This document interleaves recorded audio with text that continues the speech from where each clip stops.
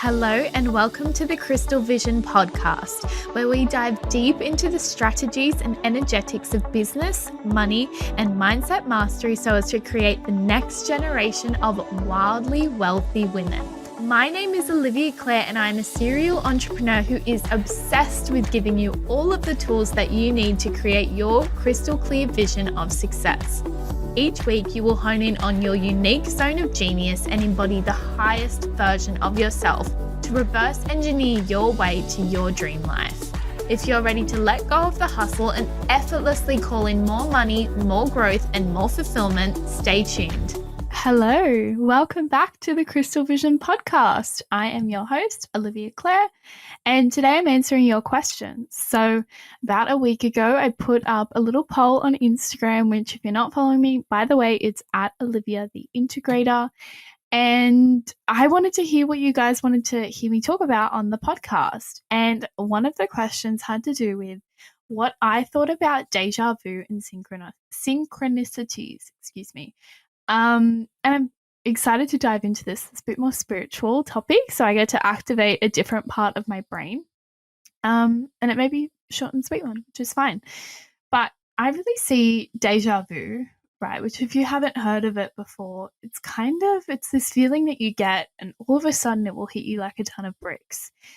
And you'll be thinking, I swear I've been here before.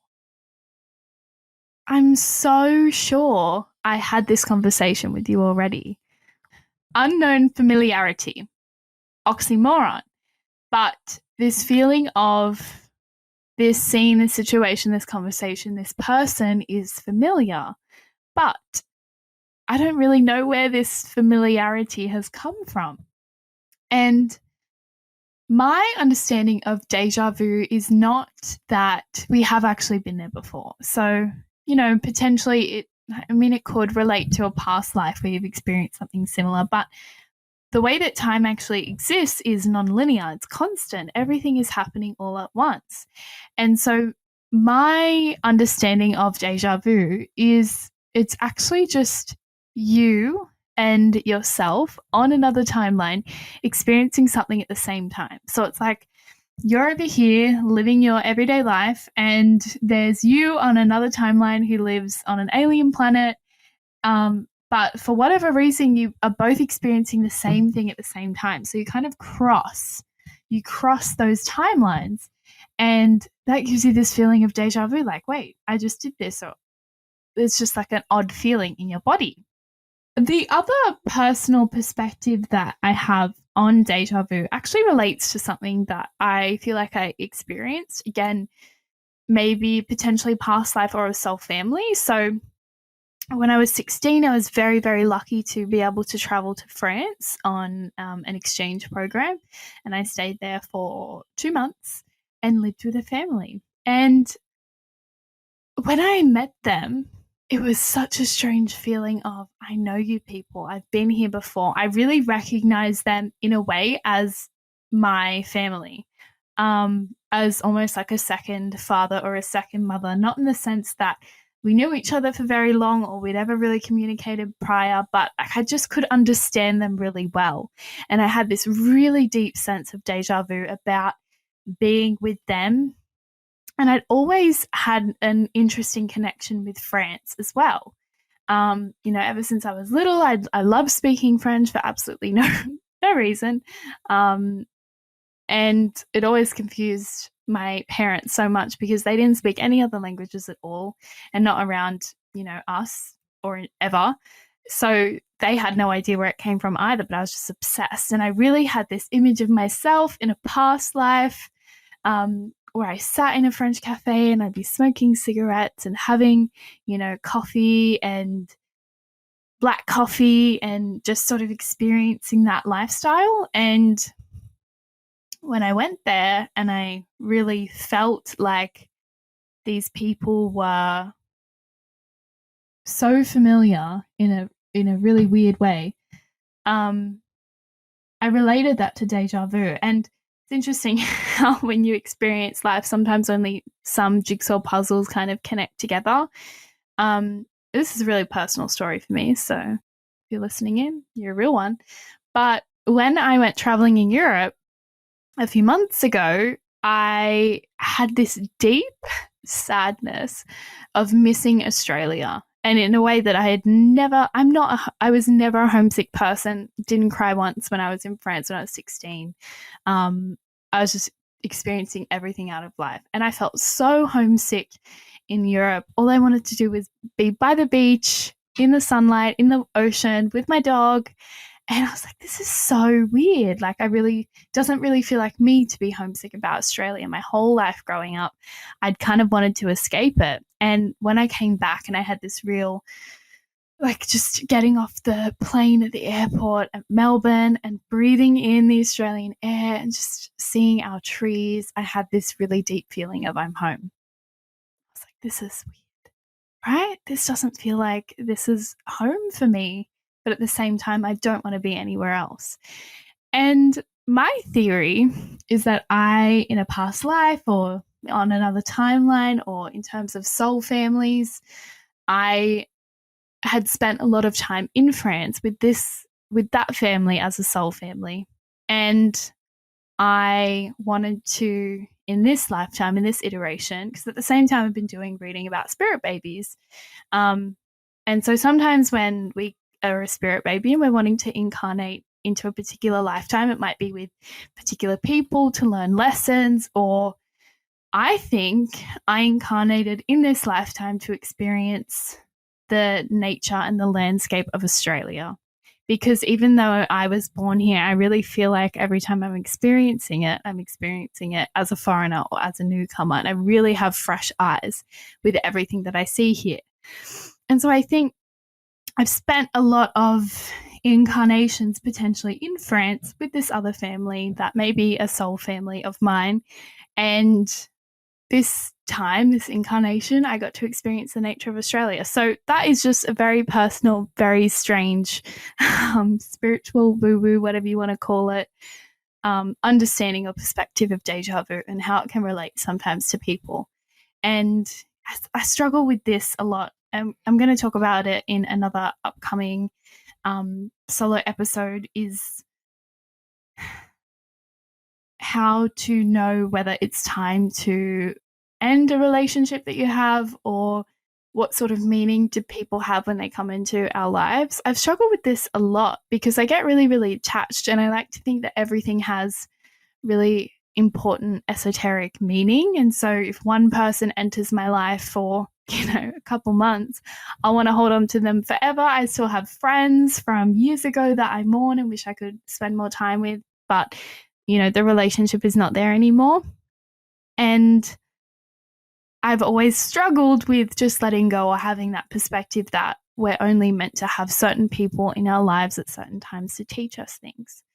But I think that's true. I think that's just how it is, because I feel the same about the people that I spoke to or spent time with all those years ago in France. I have such a deep connection with them. But I know that in this lifetime, in this iteration, where my joy is here, and it's with a different type of people. And the other thing that was sort of came along with this question was synchronicities. And excuse me, and my opinion on synchronicities. I experience synchronicities a lot. I think I had my spiritual awakening in 2020, like a lot of people. And out of nowhere, I started seeing, triple numbers every day, all day, every day, 1111, 888, 777, 111. Me and my boyfriend made it a game to see which one of us could see more numbers in one day, and we always pointed out to each other. I think synchronicities or things going your way is just really a sign that you're in connection with your higher self, so to speak, or that you're following a path that you're meant to. It should, I don't believe that life should be super, super difficult or challenging. I think we're meant to learn lessons here, but I think there should be some fun in it. There should be some joy. There should be just following the flow and just letting things fall into place. And I think when you're in a place of acceptance of letting those things fall into place, then you get to experience some more of those synchronicities. I actually like to call it lucky girl syndrome. If you haven't heard of this, it's this theory that there are some people who simply proclaim that they are lucky girls or they are lucky people. And when you think about it, there are so many wealthy people out there. I have this TikTok. You know who I'm thinking of, actually? Here we go. In my brain, I am seeing this Australian influencer, Sasha Morpeth, right now. Now, Sasha, you can find her on TikTok, find her on Instagram. She does these videos where every morning she's laying in her bed watching Vampire Diaries. Oh, and her mum comes in, she hands her a fruit salad or whatever it may be, says, "Morning, darling." She opens the blind. She says, "Oh, your dad and I were going on the yacht today if you want to come." And Sasha's like, "Oh, maybe." And the mum says, "Yeah, then we're doing tennis. And then we're going to fly to Sydney for a couple nights just for some fun." And Sasha's like, "Sounds nice. I'll start packing my bags." Like, that's her life. That's her life. She's a nice person. I mean, I've never met her. I don't actually really watch that many of her videos, but my ego's healed enough that I don't automatically think, "Oh, she must be really nasty," or, "Oh, she's so spoiled. Like, she doesn't deserve to have that type of life just because her parents have money." No, I'm just like, wow, what a lucky girl. That's it.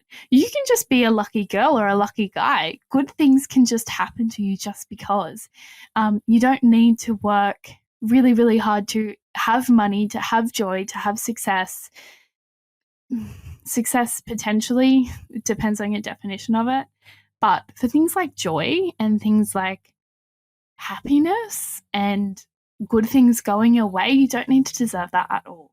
So I always take synchronicities as a sign. I just saw 222 as a sign that you are following your flow. And if you haven't been seeing synchronicities or those good things haven't been happening to you as much, it's not a sign that you're wrong or there's anything wrong with you or that you're unlucky. It just means maybe you are not having the perspective right now of letting things fall into place, or maybe you're rigidly really trying to hold on to a specific goal or number that you want to hit or whatever it may be.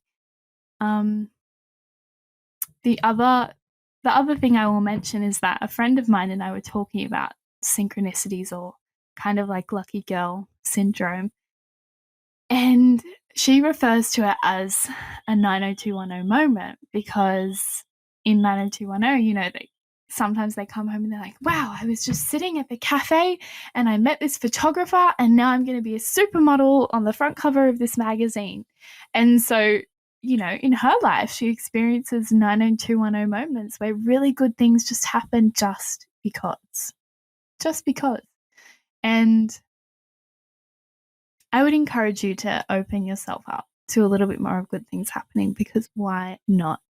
And, you know, we also have this perspective of, well, you know, it was the 11th of the 11th. It was November 11 when I met this guy. Why are we not in love and married and have children right now? Why did he break my heart? Like, that was a good sign or a good synchronicity. I think, you know, synchronicities don't necessarily mean that good things are going to happen all the time. It just means that you are about to experience or are experiencing exactly what it is that you are meant to in that moment. Synchronicities are really a sign from the universe that you're in flow. You're in tune with something more than the 3D. You are awake. And if you don't know what awake means, if I say, you know, you're awake, you're like, yeah, I'm not asleep right now. Not what I mean at all. If, as I'm talking, none of this is making any sense to you, 1111, you've never seen it, or good things happening to you, or synchronicities as seeing like triple numbers or your favorite color all the time, if that is really unfamiliar to you, I would suggest doing some journaling, doing some meditating. I could give you a whole list of people to follow. Actually, if it doesn't make sense to you, send me a message on Instagram. It's at Olivia the Integrator, and just say, "I have no idea what you mean. I feel like I'm not awake." And I would love to help you wake up if that is something that your soul is ready for, because there essentially what waking up means is being aware that our thoughts can create our lives.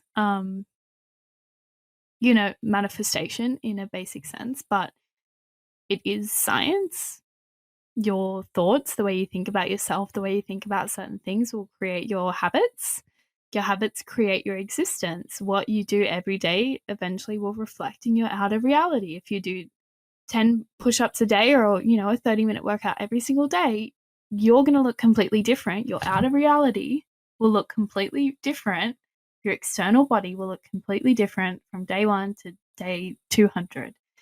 And it's the same with everything. If you change your perspective on meditation and choose, no, I'm the type of person who meditates for 15 minutes every day, right? So changing your perspective, changing your thought, changing your identity. I'm the type of person who does, actually doing the habit, meditating for 15 minutes.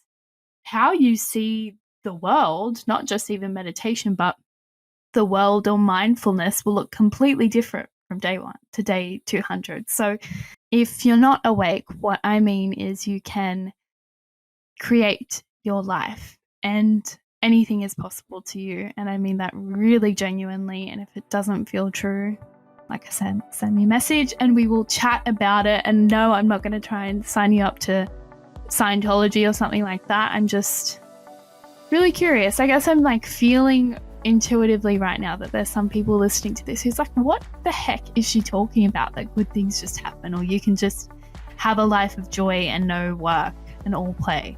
Like, I am living proof you can. Okay, so come join me. Let's be awake together. That was my really long-winded tangenty version of my thoughts on deja vu and synchronization. So please send me through any more questions. My Instagram, as I've said 17 times throughout this episode, is at Olivia the Integrator. I love answering your questions. Ask me more. I'm obsessed. Even if you think, oh yeah, I'll do that, but she might not see it or she's probably not going to answer it. It will make my day. So I better see you in my DMs. That's all from me. See you in the next episode. Lots of love. Bye.